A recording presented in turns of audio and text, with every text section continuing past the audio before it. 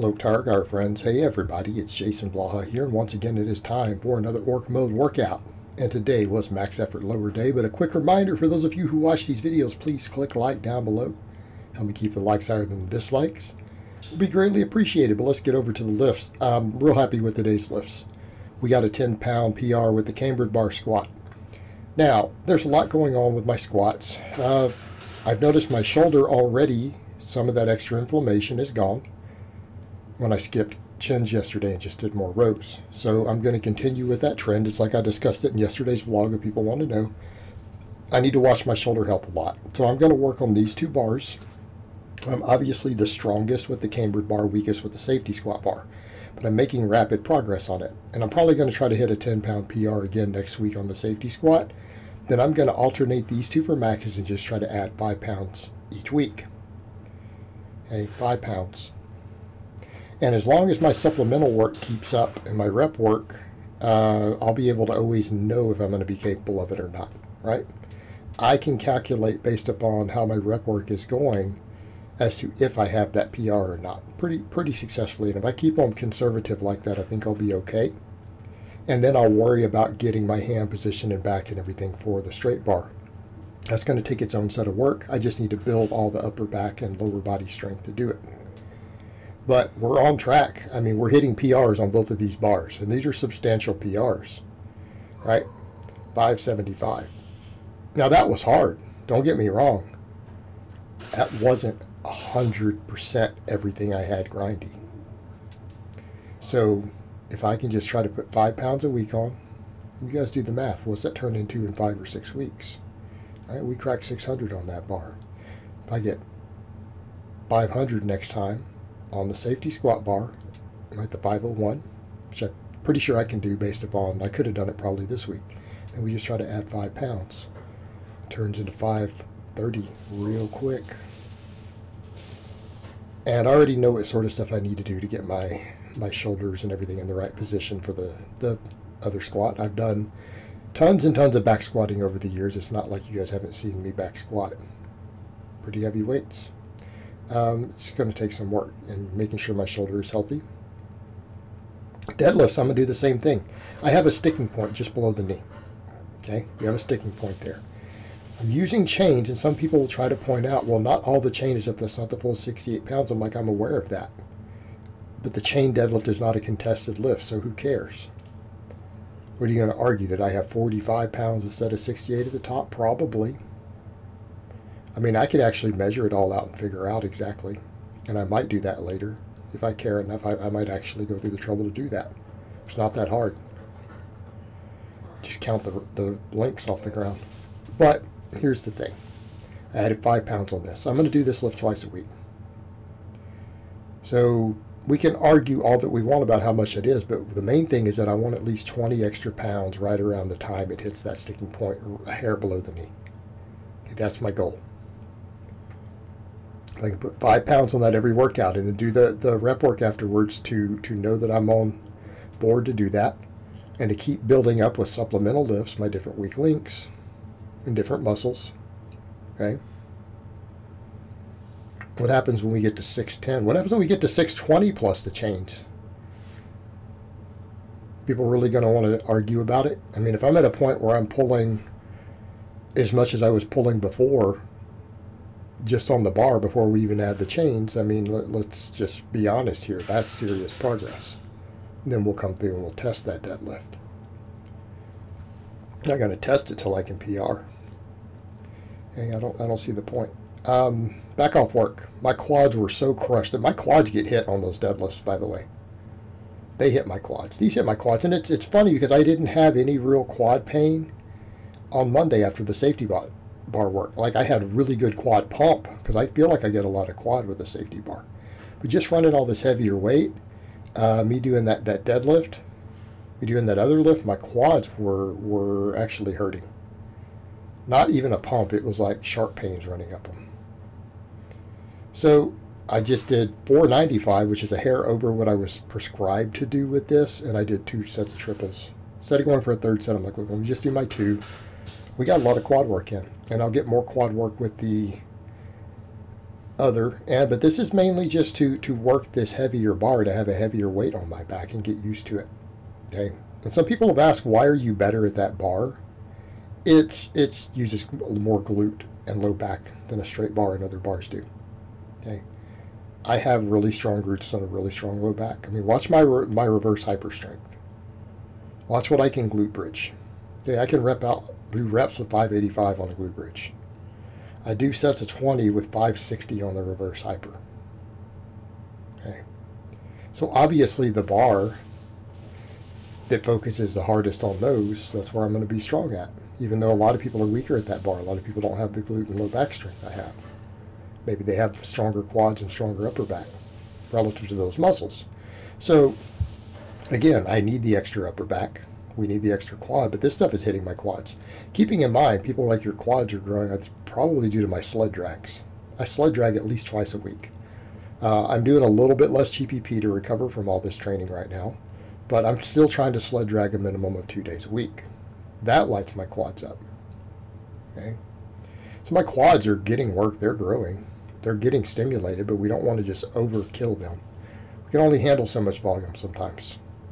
All right, I need to focus on getting a good training effect in my quads and then getting them recovered, which means massaging, foam rolling, all those things to dig in there and get them recovering.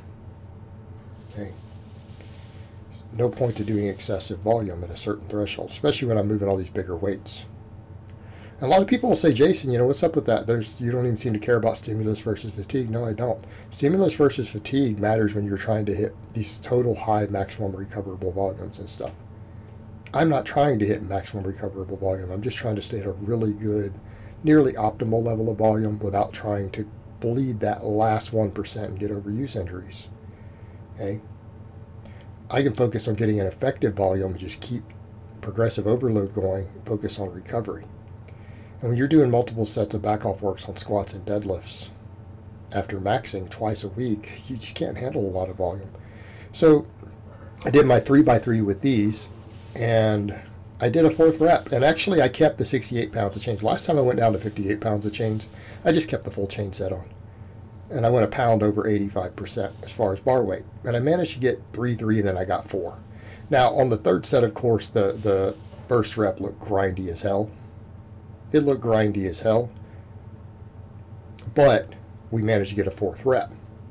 Okay, so I'm definitely on track to get those PRs. Then I'm like, you know, I would love to work good mornings in right now, but I just feel I have so much heavy axial loading right in here that I just can't handle it. Much as I love the good morning, it's like, let me just focus on my upper back. I need a bit more. Let me put the same row weight on. I'll use my Rogue deadlift bar instead of my Texas deadlift bar. I used the weightlifting bar last time. But, you know, I did 3x5 after deadlifting with the same weight. This just crushed my lats, rear delts, everything. So this is good to get a little extra grip training, but to really work all those muscles in the upper back, middle back, you know, traps, rear delts, lats, all that. And it carries over to the deadlift. And you know what? If my deadlift gets stronger and my upper back gets stronger and my quads grow, my squats will keep going up anyways. My squats tend to feed my deadlifts, and my deadlifts feed my squats, barring weak links. Well, I'm doing all these chain deadlifts. That works upper back. Doing extra rowing, doing the hang pulls. Let's just build that upper back up. Build the whole upper back. And I'm spending 1 whole squat day each week dedicated to the safety bar. Okay, that's going to get the upper back up. But I've got to do all of it in a way that's good for my shoulder health right now. I don't want that injury returning, and I need to make sure everything's strong and balanced and the inflammation is kept in check. And I felt like when I did all the weighted chin-ups added back in, it wasn't helping at all. It was making some of the inflammation actually slowly return. It was returning. So my rehab had more or less stopped at that point. So now, doing all this stuff, I'm doing the exercises that feel good on my shoulder. And we're still working all those angles. So we just did a quick 3x5. Then my glute ham raises, and yes, guys, this is not the most flattering angle because of that loose skin I still have. You need to lose 100 pounds body fat, but you know what? I don't care. People love to hate on it. I don't care. This is not a bodybuilding channel. We don't care about any of that crap. So what? It's there. Deal with it. But glute ham raises are coming back up real quick. Get those hamstrings strong again. I got 2 sets of 10, and then I got a set of 12. I think with this 10-pound plate on this harder setting, this is the hardest setting I can physically fit in the glute ham raise on. There's technically one more harder out of my 10, but I can't really fit in there when I do it. And my knees are out on the top of the pads, well above that plate at the bottom, even when I get to the top on this setting. So this is all I can do is add weight or reps at this point. Now, if I can get to sets of 20 with a 10-pound plate on this, that'll be phenomenal. My hamstrings will probably be as strong as I possibly need them to be for a while if that happens. Now, other coaches will come in and watch this who I know who are friends of, and they're like, yeah, your hamstrings probably don't need to be any stronger. It's like, come on. You guys know good and well there's no such thing as hamstrings too strong, especially if you want to avoid injuries. Okay? Especially if you won't pop out of the bottom of a squat. Especially if you stick maybe mid-shin on a deadlift. Okay? You guys all know good and well the hamstrings carry over to that, and it just stabilizes the knee joint. Well, I could use that. I'm doing a lot of loaded carries, and I do farmer's walks and stuff. I do sled drags. You know what? I think I need to have those hamstrings strong. It's not going to hurt me to do it. Even though at this point, probably my quads probably need even more strength and size for my squatting. You know what? Let's just go ahead and do the hamstrings. All right? Do the hamstrings. We know that we need them. And I think this does carry over to my deadlift, especially when I look at where that weak point is. You know?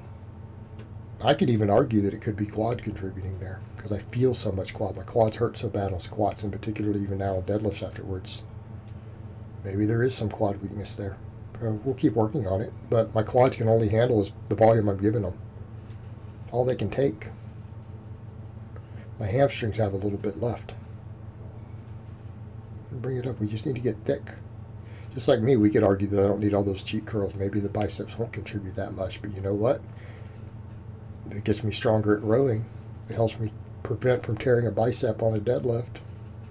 It's worth it. Okay? It's worth it. But did that, and I got 12 reps, so we're making progress there real quick now that I've added them back in.